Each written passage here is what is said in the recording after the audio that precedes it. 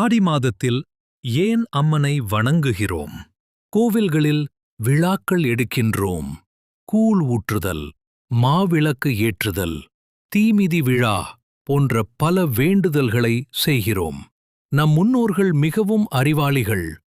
ஆன்மீகம் என்ற பெயரில் நம்மை பாதுகாக்கவே இந்த ஏற்பாடுகள் அனைத்தும் நம் நலனுக்கே. ஆடி மாதம் என்பது தட்சணாய புண்ணிய காலத்தில் முதல் மாதம்.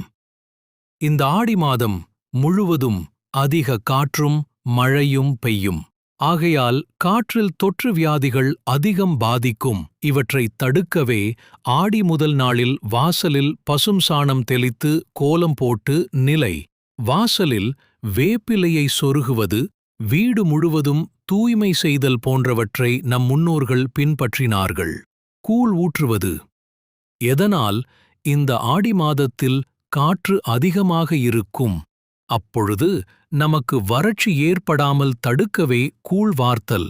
கூழ் குடித்தால் உடல் வறட்சி, வெப்பம் மற்றும் பலம் கிடைக்கும்.